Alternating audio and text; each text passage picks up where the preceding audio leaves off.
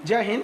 देखिए, आर्मेनिया और अजरबैजान का जो युद्ध है ये अब धीरे धीरे ठंडा पड़ते जा रहा है, लेकिन ये कब कौन सा मोड़ ले रहा है ये समझ में नहीं आ रहा है। युद्ध में इजराइल आ जाता है, ईरान बीच में चला आता है, फिर सुनने में आता है कि आतंकवादी भी बीच में आ गया, उधर तुर्की तो पूरा खुल के साथ में दे रहा है, इधर पाकिस्तान भी घुस गया।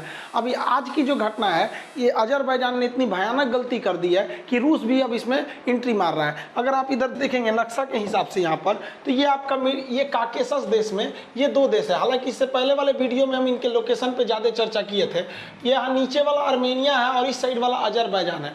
आर्मेनिया है, ये आर्मेनिया जो है, ये आर्मेनिया क्रिश्चियन मेजॉरिटी का देश है, लेकिन ये सेकुलर है संविधान के हिसाब से। अजरबैजान मुस्लिम बहुल्य वाला है, ये भी सेकुलर है संविधान के हिसाब से। विवादित एरिया में अजरबैजान की जमीन आर्मेनिया ने कब्जा कर ली है। जो इस कलर का ये जो जमीन देख रही है ऑलरेडी आर्मेनिया ने कब्जा कर रखा है। इसके अलावा ये बीच वाला पोर्शन है जो ये नागोर्नो कराबाख का एरिया है, ये स्वतंत्र है, लेकिन ये इस पर आर्मेनिया ने अपनी सेना के द्वारा कंट्रोल करता है। अब अजरबैजान हमला कर दिया कि भैया हम ये लेके रहेंगे। अब भीषण बवाल हो गया है। अब इसमें कुछ आर्मेनिया से भी गलती हो रही है, कुछ अजरबैजान से गलती हो रही है। आर्मेनिया से थोड़ा ज़्यादा हो रहा है, अजरबैजान थोड़ा अभी फ्रंट फुट पे। अजरबैजान अगर इस युद्ध को आगे रखेगा तो वो जीत सकता है इस युद्ध को, नो डाउट आगे बढ़ रहा है। अगर आप इसमें देखिएगा तो अचानक इसमें युद्ध में इजराइल की एंट्री हो जाए। अब अजरबैजान एक मुस्लिम कंट्री है और पूरी दुनिया के अगर मुसलमान देखेंगे तो दुनिया में मुसलमान इजराइल नाम सुनते भड़क जाते हैं फिलिस्तीन को लेकर। इजराइल यहाँ साथ क्यों दे रहा है? तो ये जो इजराइल है ये इस वक्त अजरबैजान का साथ दे रहा है। लिखा है कि अजरबैजान जो है वो फर्स्ट ऐसा मुस्लिम कंट्री था जिसने इजराइल को मान्यता दिया था कि हाँ एक इजराइल देश है। सोचिए, बाकी मुस्लिम देश तो ये भी नहीं मानते थे कि इजराइल देश है, जबकि उनको दिन भर ही बजा के चल जाता था इजराइल। ये इजराइल जो है वो अजरबैजान के साथ आ गया है और आर्मेनिया के खिलाफ। इजराइल ने इतने खतरनाक हथियार अजरबैजान को दिए और ड्रोन दिए कि अजरबैजान उसके दम पर आर्मेनिया में तबाही मचा है। एक वक्त तो आर्मेनिया जैसा सरेंडर करने वाला था, अभी इतना खतरनाक हथियार इजराइल ने दे रखा है अजरबैजान को कि अमेरिका तक ने इस पर सवाल उठा दिया कि आप बिना हमारे परमिशन इतने खतरनाक हथियार अजरबैजान को दे कैसे दिए। अब यहाँ पे लोगों को लग रहा है इजराइल है अपनी अजरबैजान की भलाई के लिए आया, लेकिन गलत है। देखिए, इजराइल बड़ा सोच समझ के चलता है। इजराइल का कट्टर दुश्मन है और कोई इजराइल को अगर नुकसान पहुंचा सकता है तो और पाकिस्तान, तो खैर पाकिस्तान उतना दूर रहता, पाकिस्तान को कंट्रोल कर लेता अमेरिका। वो ईरान को कंट्रोल करना चाहता है, इसलिए वो अजरबैजान में एंट्री मार रहा है।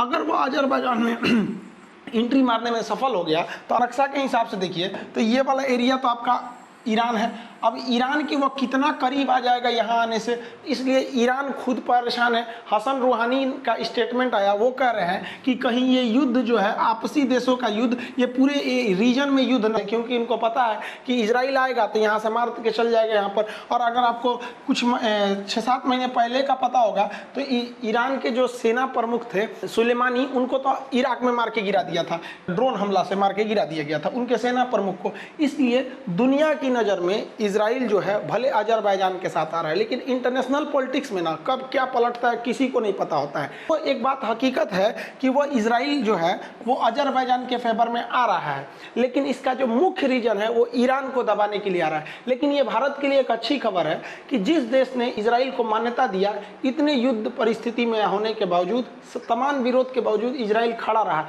इसलिए इससे ये साफ और स्पष्ट होता है कि हमारा इजराइल से अच्छा संबंध है, तो हमारी भी कभी ज़रूरत पड़ेगी तो इजराइल हमारे लिए खड़ा रहेगा और ईरान कर, लेकिन हमारे लिए ईरान भी जरूरी है। जहाँ ईरान मराएगा हमारे लिए पेट्रोलियम का क्राइसिस हो जाएगा, फिर पेट्रोलियम कहाँ से लाएंगे? सऊदी अरब वालों का कोई दिमाग ही ठीक नहीं होता, क्योंकि राजा है सब यहाँ पे, कब क्या सोचेगा सब कोई ठीक नहीं रहता है। इन सब में सबसे एग्रेसिव भूमिका निभा रहे हैं तो भाई साहब ये हमारे और साहब ये तुर्की के।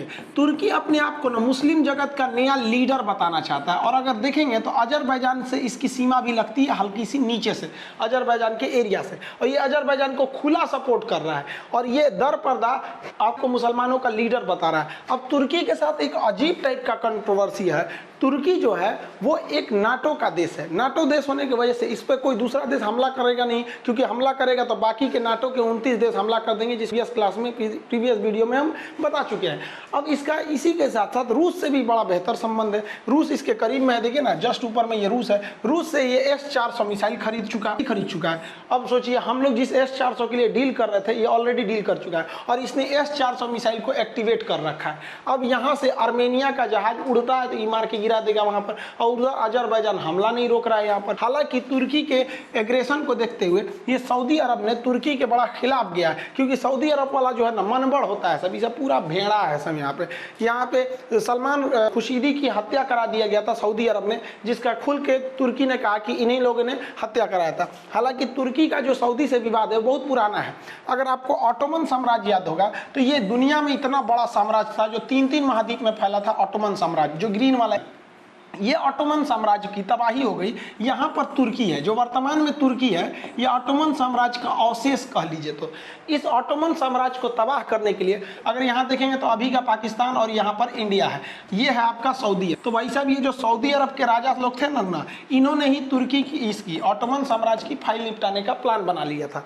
सऊदी अरब के राजाओं ने इनडायरेक्टली संधि कर लिया ब्रिटेन से कि आप धो दीजिए और ये मुसलमानों का जो ऑटोमन साम्राज्य इसको ध्वस्त कर दीजिए। तो ये जो राजा लोग थे, इन लोग का फाइल निपटा दिया। ये आजकल के ये राजा लोग, इन लोग के बस का कुछ भी नहीं है। अगर वहां का पेट्रोल खत्म हो गया नहीं, सब लूंगी बकरी चराएगा सब यहाँ पर। इसी वजह से तुर्की को दुश्मनी है। तुर्की अपने आप को ऑटोमन साम्राज्य का उत्तराधिकारी समझता है और तुर्की अंदर अंदर इस बात का खफा है कि हमारा ऑटोमन साम्राज्य उजाड़ने में पीछे से अरब का है। और ये मुसलमानों का साम्राज्य उड़ा के अरब जो है वो अपने आप को मुसलमान देशों का क्या बन गया, मसीहा बन गया, क्योंकि वहीं से इस्लाम की ओरिजिन हुआ था, मक्का और मदीना के एरिया से। लेकिन तुर्की ये समीकरण को बदलना चाहता है, इसलिए तुर्की एग्रेस आ रहा है और तुर्की चाहता है कि हम पुनः अपना ये ऑटोमन साम्राज्य को स्थापित कर ले। और कहीं ना कहीं अपने आप को एक मुस्लिम देश साबित करने में तुर्की कामयाब भी रहा है। बहुत सारे देशों को अगर आप देखेंगे तो तुर्की की ओर झुका हुआ है। अगर आप देखेंगे 2017 में रोहिंग्या समस्या हुई थी तो तुर्की से खाना आया गया था। हालांकि रोहिंग्या को खाने के लिए अजरबैजान ने भी दिया था। तो उस समय से इन दोनों का रिलेशन काफी अच्छा है। आप जियोपॉलिटिक्स को अगर समझेंगे तो आपके लिए 2 चीजों का होना जरूरी है। एक, आपको पूरी इंडिया में नक्शा, पूरी दुनिया में और इंडिया में खास करके दोनों का नक्शा अच्छे से पकड़ होना चाहिए। हालांकि नक्शा का क्लास तो सुबह से शाम तक डेली ही रहे, गला बज गया एप्लीकेशन पे पढ़ाते पढ़ाते, इस वजह से यूट्यूब पे भी क्लास थोड़ा रुक गया था। तो नक्शा का जब पहुंच रहेगा तो आपको इंटरनेशनल रिलेशन समझ में आ जाएगा और साथ साथ पुरानी चीज़ों का भी पकड़ होना जरूरी है। तो ये तो तुर्की की हो गई। ये अर्दोगान साहब तुर्की को कहाँ ले जाएंगे, हमको तो लगता है ये ऑटोमन साम्राज्य वापस पाने के चक्कर में कहीं पूरा तुर्की ना खो देंगे। भाई साहब कुछ ज़्यादा ही एग्रेसिव नजर आने लगते हैं। अब यहाँ पर तुर्की का प्रभाव इतना ज़्यादा मिल गया कि तुर्की के फेवर में, तुर्की के कहने पर पाकिस्तान ने इनडायरेक्टली, ये है भाई पाकिस्तान, ये इनडायरेक्टली अपनी आर्मी उतार दिया। कहाँ पर? अजरबैजान में। हालांकि इन्होंने ऑफिशियली नहीं कहा है कि हमने अपनी आर्मी उतारी है, लेकिन एक नेशनल रिपोर्ट के हिसाब से आर्मी उतारी है। किसके कहने पर? अर्दोगान साहब के कहने पर। ये हमारे इमरान खान साहब उतार दिए। लेकिन ये खान साहब ये भूल गए कि अरे भैया, आपने तो अपने पहले ही इन चाचा से वादा किया था कि हम लोग इंडिया को 2 फ्रंट पे मारेंगे। इधर से चाइना, इधर से ऊपर से मारेगा चाइना, इधर से मारेंगे पाकिस्तान। अरे भाई साहब भुला गए, ये तो अपनी सेना भेज दिया अजरबैजान के पास में। अब ये परेशान है, ये कोरोना वाला ये कि भाई तू तो धोखा दे दिया। पूरी दुनिया को धोखा देने का ठेका इन लोगों ने रखा है। इन लोग को चूना लगा दिया। किसने? पाकिस्तान ने। पाकिस्तान कंफ्यूज है यार, वो तुर्की के साथ जाए कि सऊदी अरब के साथ जाए कि चाइना के साथ जाए। और तीनों के साथ पाकिस्तान की एक खास समस्या है, तीनों से इसने कर्जा ले रखा है। अगर तुर्की के साथ जाता है तो सऊदी कहता मेरा पैसा दो, तो चाइना से कहता है चाचा दीजिए ना, उसको लौटाना है। मतलब इधर से कर्जा लेके उधर लौटाना है। भाई पाकिस्तान, आप देश संभालो यार, भूखे मर जाएंगे लोग। जीडीपी संभालिए नहीं रही यहाँ पर। अब बताइए, लेकिन एक चीज़ तो फायदा हुआ कि अब ये तो टेंशन खत्म कि चाइना से अगर भारत का युद्ध होता है तो 2 फ्रंट वार झेलने को मिलेगा, क्योंकि तुर्की के प्रभाव में आके ये इधर बिजी रहेंगे और हम लोग इधर रहेंगे। इसलिए अगर आप देखते होंगे तो अभी गलवान का मैटर पे चीन थोड़ा शांत है, क्योंकि उधर से उनको ताइवान पहुंच रहा है और ये सोचे थे कि भारत को न्यूट्रल करने के लिए पाकिस्तान को लगा देंगे। सोच रहा पाकिस्तान दूसरे ओर बिजी हो गया। इसलिए अभी ये बाबू थोड़ा सा शांति से बैठे हैं। देखिए एक्चुअल कंडीशन होगा क्या, जो यहाँ बीच में का ये जो एरिया जो है आपका नागोर्नो कराबाख का एरिया, ये ऑफिशियली रूस ने किसको दे रखा था, अजरबैजान को, और रूस ने अजरबैजान को दे लिया था। और रूस का आर्मेनिया से अच्छा रिलेशन है, यहाँ सेना का अड्डा भी है और आर्मेनिया से समझौता भी है कि आर्मेनिया पर अगर कोई हमला करेगा तो रूस उसे बचाने आएगा। तो आर्मेनिया चला गया रूस के हिसाब से, आर्मेनिया लड़ गया तर्न क्या कहीं का हमको बचाने रूस आएगा, अरे बकलोलवा कहीं का। रूस खुद मानता है कि ये नागोर्नो एरिया अजरबैजान का है और रूस ने ऑफिशियली कह दिया है कि हम आर्मेनिया को बचाने नहीं आएंगे, क्योंकि यह युद्ध आर्मेनिया में नहीं हो रहा है, यह नागोर्नो में हो रहा है जिसे अजरबैजान का। अब बेचारा का दिमागी काम नहीं कर रहा है, वो कहता है मैं किसके लिए सजू, मेरा पिया आनहर है। बेचारा कंफ्यूजन में कौन है, आर्मेनिया, वो किसके दम पे कूद रहा था, रूस से सलट गया यहाँ पर। इसके अलावे भी अगर देखेंगे तो अजरबैजान के फेवर में ज्यादातर मुस्लिम भी अजरबैजान के फेवर में है। इसके अलावे भी जो यूरोपीय यूनियन है, जो यूरोप के देश है, यूरोपीय यूनियन भी इस बात को मानते हैं कि अजरबैजान ही ठीक है, ये नागोर्नो का एरिया किसका है, अजरबैजान का। जो यूएन है, यूएन तो भाई साहब ऐसी संस्था है ना कि अगर किसी चीज को बर्बाद करना है, अगर लाइफ बर्बाद करना है ना, तो या दो ही रास्ते हैं, या तो आप यूएन में कोई कदम ठोक दीजिए, या ये तो इंडिया में आके किसी सरकारी रेलवे एसएससी की तैयारी करिए। ये साले कब किस चीज को फाइनल करेंगे पता ही नहीं चलता है। नेहरू के जमाने से केस अटका हुआ हमारा कश्मीर मुद्दा आज तक इन यूएन वालों से सॉल्व नहीं होता है। अपने आप को बहुत बड़ी संस्था समझते हैं, मतलब किसी चीज को चौपट करने के लिए ये एनफ है। तो यूएन भी कह दिया है कि भाई ये जो एरिया है वो अजरबैजान का है, और अजरबैजान के लोगों का तो पूछिए मत। अजरबैजान की जीडीपी भयानक गिरी है, अर्थव्यवस्था चौपट हो गया, पेट्रोलियम पर इनकी अर्थव्यवस्था आधारित थी। इधर जो 4 से 5 महीना का भयंकर लॉकडाउन हुआ, पेट्रोलियम का यूज ही नहीं हुआ, पेट्रोलियम गिर गया, धड़ाम से उसका प्राइस गिरा, अजरबैजान की इकोनॉमी चौपट हो गई। लेकिन अजरबैजान ने अपनी इकोनॉमी को बचाने के लिए ना राष्ट्रवाद का खेल, नेशनलिज्म का, और वहां के लोग को देखिए इकोनॉमी की कोई परवाह नहीं है। वो लोग कह रहे हैं कि नहीं हम लड़े, मतलब वहां राष्ट्रवाद अपने उफान पर है और इसी का फायदा उठा रहे हैं। कहने के लिए वहां लोकतंत्र है। अगर आप देखेंगे जब अजरबैजान बना था 1991 में, 1991 से लेकर 2003 तक वहां पर हैदर अलीयेव क्या थे, प्रधान वहां के शासक थे, वहां पर प्रधानमंत्री, चुनाव जीत गए यहाँ पर। उसके बाद 2003 से लेकर 2020 तक अभी तक अहलेम अलीदेव यहाँ प्रधानमंत्री हैं, और इन्होंने संविधान में अभी संशोधन किया है कि प्रधानमंत्री बनने के लिए 18 साल की आयु भी वाला भी बन सकता है। रीजन जानते हैं क्योंकि इनका बेटा अभी जवान हो रहा है, इसको बेचारा कोई प्रधानमंत्री बनेगा तो और गर्दा मचाएगा, सोच रहा है कौन कौन कांड करेगा।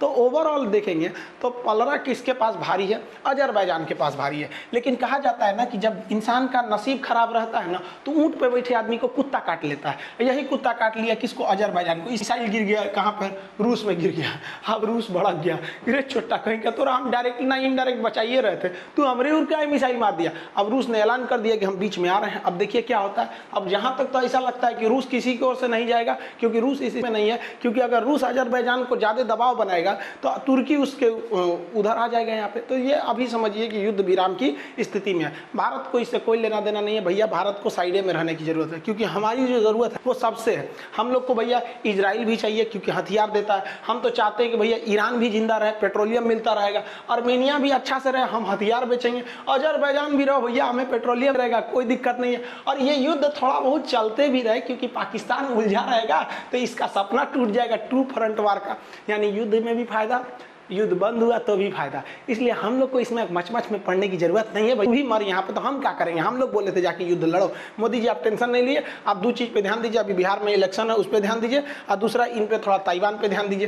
ताइवान जो है 10 तारीख को ताइवान का न फ्रीडम डे है, वहाँ उस पर थोड़ा सा आप भाषण उषण दे दीजिए, ट्वीट वगैरह कर दीजिए। वो बेचारी हैप्पी बर्थडे बोली थी तो आप रिप्लाई ना किए थे वहाँ पर, तो ये खोलना चाहिए। मोदी जी को भी स्पष्ट संदेश देना चाहिए। जिस तरह से चाइना खुलेआम पाकिस्तान का समर्थन करता है, ये जानते हमारा वो जानी दुश्मन वाला काम करता है, तो चाइना को भी, चाइना का जो जानी दुश्मन है ताइवान, भारत को भी इसका खुलेआम समर्थन करना चाहिए। और ताइवान के लिए इससे बड़ा गिफ्ट हो ही नहीं सकता है कि ताइवान के लिए दूतावास दीजिए दिल्ली में, और वहीं खोलिए जहाँ चीन दूतावास है, आमने सामने की। देखो दिन रात तुम अपने दुश्मनों को सामने देखते रहो, पगला आ जाएगा वहां पर। वो कहता है कश्मीर हमारा नहीं है, अरुणाचल प्रदेश हमारा नहीं है, और हमसे कहवा लेता है कि ताइवान उसका है। सोचिए हम लोग चीन के दबाव में आके वहां से आज तक कोई रिलेशन नहीं रखे हम लोग। हालांकि ताइवान के बारे में हम एक अलग से वीडियो बनाए हैं जिसका लिंक डिस्क्रिप्शन में नहीं दिया गया, आप खोज खाज के कहीं से देख लीजिएगा, इसी चैनल पे अवेलेबल। तो आई होप आप इसको समझ गए होंगे। क्लास यूट्यूब पर क्लास नहीं आ रहे थे, एक्चुअली एप्लीकेशन पर पढ़ाने में थोड़ा सा बिजी थे। कल सैटरडे संडे है तो वीडियो वगैरह आते रहेंगे। बहुत से लोग परेशान परेशान है, जो टीआरपी का घोटाला चला हुआ है रिपब्लिक टीवी को लेकर, वो टीआरपी ही समझ में नहीं आ रहा है। और टीआरपी हाई होने का मतलब करोड़ों का फायदा और करोड़ों का घाटा होता है। तो इसके बारे में एक अलग वीडियो बना देंगे जिसमें आपको टीआरपी समझा देंगे। आई होप आप इसे समझ गए होंगे। मिलेंगे नेक्स्ट क्लास में। जय हिंद।